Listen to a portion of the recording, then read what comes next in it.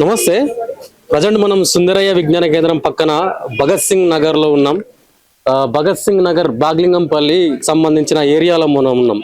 దాదాపుగా ఇక్కడ ఒక 73 కుటుంబాలు ఉంటాయి. భగత్ సింగ్ నగర్ లో దాదాపుగా ఒక 600 మంది ఇక్కడ పైగా నివసిస్తుంటారు. అయితే గత 30 సంవత్సరాల నుంచి ఈ భగత్ సింగ్ నగర్ కు చెందిన స్థానికుల కంటే ఇక్కడ ఈ కాలనీ వాసులకు ఇప్పటి వరకు సొంత ఇల్లు లేదు.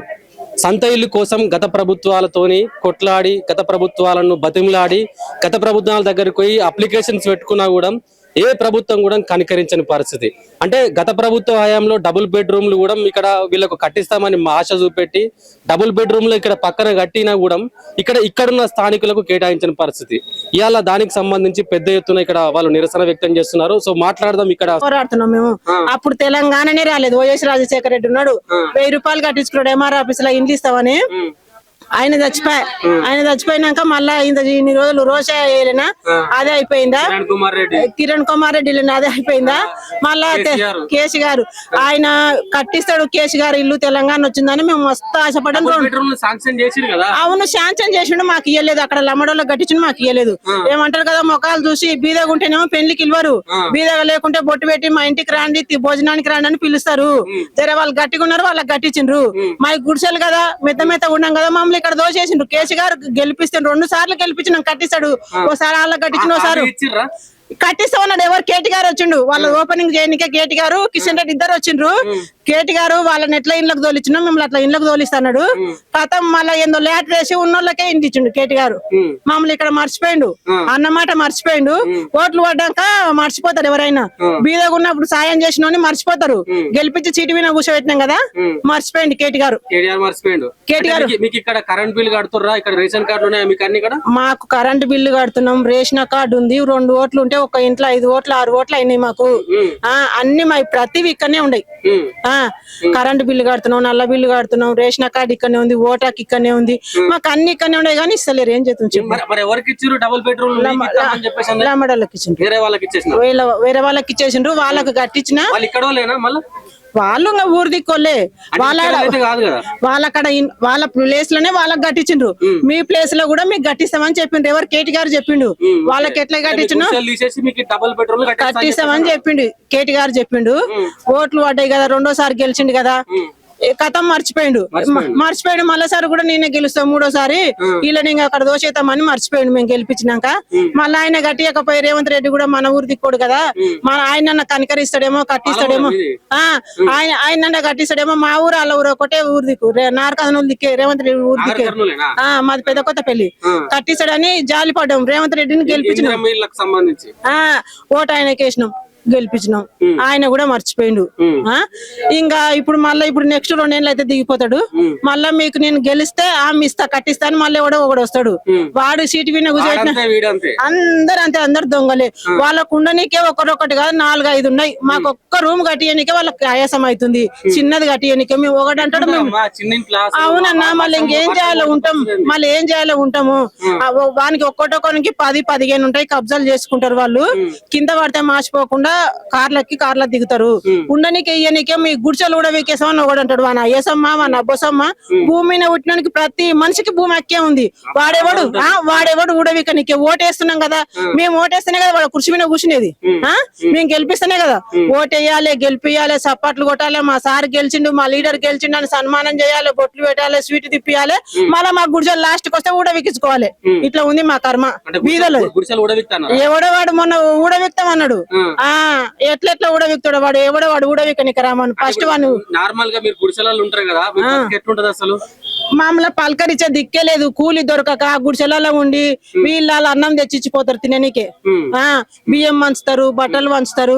ఇక అట్లనే కాలం గడుపుకుంటున్నాం. ఏం చేస్తాం? పనులు దొరకక ఎన్ని రోజులునే ఇదే బతుకు.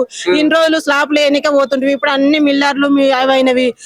ఏమన్నా దొరికినాడు పోవాలి, దొరకన్నాడు ఇంట్లో ఉండాలి. ఏం చేస్తాం చెప్పు? ఏదో మా పిల్లలు చదివిస్తే మా పిల్లల కన్నా జాబులు వస్తాయంటే పిల్లలకు కూడా లేదు. ఒక్కదానికి ఎడితే 100 మంది అప్లై చేసిరి. 100 మంది అప్లై చేసినా లంచం కొట్టినానికి ఇచ్చిరి. మా ఒక కానిస్టేబుల్ కి అప్లై చేస్తే నా కొడుకు అన్ని కరెక్టే ఉండేవి, రాలేదు. ఇప్పుడు నీ తన పైసలు ఉంటే నీకు ఇస్తే నీవే వస్తావు. బీదోని తనకు పైసలు ఉండవు, వాడేవాడు ఇస్తాడు చెప్పు? ఇది పోయింది ఈ మార్కు పోయింది ఆ మార్కు పోయింది అని ఇంటికి ఎంకికెళ్ళ దెంగుతారు. చదివియాలి ఎన్నటికున్న బీదోల బతుకులు ఇంతేనే. అవును, ఇంకెన్నట్టుకున్న వాళ్ళ కుర్చీ మీద కూర్చోబెట్టినంత సేపు వాళ్ళు కనబడతారు. వాళ్ళు నడుస్తారు కదా ఓట్లకు తిరిగినప్పుడు, ఆ బాధ తెలుస్తుంది. కాలు కూడా మొక్కిపోతారు. అప్పుడు వాళ్ళకి అర్థం అవుతుంది బీదోళ్ళకి గట్టితాం అన్నట్టు. కొంచెం ఇట్లా ఇక్కడ గాలి మలుతుంది. గెలిచినాక కుర్చీ మీద కూర్చుంటారు కదా, ఏసీ రూమ్ లో కూర్చుంటారు. ఏ కష్టం కలగకుండా మళ్ళా ఈ పక్క ఒక గన్నిమెన్ ఆ పక్క ఒక గన్నిమెన్ దగ్గరికి కుర్చీ కారు. అప్పుడు ఆయన కష్టం సుఖం తెలియదు. ఆకలి అయినప్పుడు అన్నం విలువ తెలుస్తుంది, దూపు అయినప్పుడు నీళ్ళ విలువ తెలుస్తుంది. గెలవనప్పుడు ప్రజలు గుర్తొస్తారు జనానికి, వాళ్ళకు లీడర్లకు. గెలవనప్పుడు ప్రజలు గుర్తొస్తారు. గెలిచినాక వాళ్ళు ఎట్లా వంటలు అయిందో అని గుర్తొస్తారు. మనకి ఏదైనా ఆపద వచ్చిపోయిందంటే పలకరియరు, రేపు రాపో అంటారు, ఎల్లుండి రాపో అంటారు. అవసరం మీద ఇక్కడ మీ నాయకులకు పోయి పట్టించుకుంటారు ఎవరన్నా? మేము ఒకసారి కరెంటు బిల్లుకు తిరిగితే 100 సార్లు తిరిగినాం, రాలేదు. లాస్ట్ కి ఇస్తారా ఇయ్యరా అని గట్టిగా 2-3 రోజులు ధర్నా చేస్తే అప్పుడు ఇచ్చిండ్రు కరెంటు బిల్లు. ఎంత దారుణంగా అంటే చాలా దారుణంగా అన్న. మామూలు పట్టించుకునే దిక్కు లేదు. మొన్న వర్షాలు వచ్చి 10 నెల రోజులు వర్షం వచ్చా కదా, రోజు వర్షం వచ్చిందా? వరదలు అని చెప్తావు. బట్టలు ఆరక, పనులు లేక, ఇంట్లో కాలు తీస్తే బయట బుడదా, ఇంట్లో కష్టము. ఏం చేస్తాం చెప్పు? ఒక్కరు వచ్చి మీరు గుడిసెలో ఎట్లా బతుకుతున్నారు, ఏం కథ, ఎవరు పలకరించిన వాళ్ళు లేరు మమ్మల్ని. అందరు కల్తిరిగాళ్ళే ఉన్నారు. ప్రతిడు ఒక్కడు నీతిగా లేదు. ఒక్కనొక్కనికి లేవా? ఎవరికన్నా ఆపత అయిందంటే ఏదన్నా ఒక బీదవానికి కోట్లు ఉన్నాయి. ఒక బీద బిడ్డకు ఆపత అయిందంటే ఇంటికి వచ్చి పలకరిస్తారా? ఏమన్నా సాయం చేస్తారా? ఏమి సాయం చేయరు. ఏదన్నా బీదవానికి యాక్సిడెంట్ అయింది, ఆపరేషన్ అయిందని అంటే ఏమన్నా సాయం చేస్తాడని పోతే నేను చెప్తా పో అంటాడు. వాడు చెప్పాడు, ఇడిపిస్తాడు. ఆ పేషెంట్ అట్లే నిలుగుతుంది. ఇసవంటోళ్ళని ఎన్నుకున్నాం. ఏం చేయాలన్నా మన మనసులానే ఎన్నుకున్నాము. అన్ని మనం చేయాలి. వాళ్ళని కుర్చీ మీద కూర్చోబెట్టాలి. మళ్ళీ మన బాధలు మనం పడాలి. అట్లా ఉంది. వాళ్ళు దేవుడు అని మనం మొక్తాం కదా, దేవుడు కాదు. కాళ్ళతో నిద్రిస్తే తన్నేస్తారు. అప్పుడు మన బాధ చెప్పినప్పుడు పోతే అంతే. అంటే పరిస్థితి ఎట్లుందని అంటే, ఇక్కడ గత ప్రభుత్వంలో అంటే కేసీఆర్ వచ్చినప్పుడు మాకు పక్కా ఇండ్లు ఇస్తాడు, మాకు డబుల్ బెడ్రూమ్లు ఇస్తాడు కావచ్చు అని చెప్పేసి ఆశగా కేసీఆర్ ను గెలిపించుకుంటే, రెండోసారి కేసీఆర్ గెలిచినప్పుడు ఇక్కడ మమ్మల్ని కాదని చెప్పేసి పక్కన ఇక్కడ డబుల్ బెడ్రూమ్లు కట్టిపించినాడు.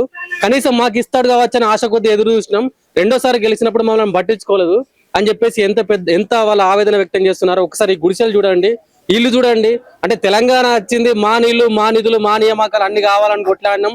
అన్ని మంచిగానే ఉండాలి కదా. ఇంకా తెలంగాణలో ఇంత పేదరికంగా ఉన్నారు వీళ్ళు.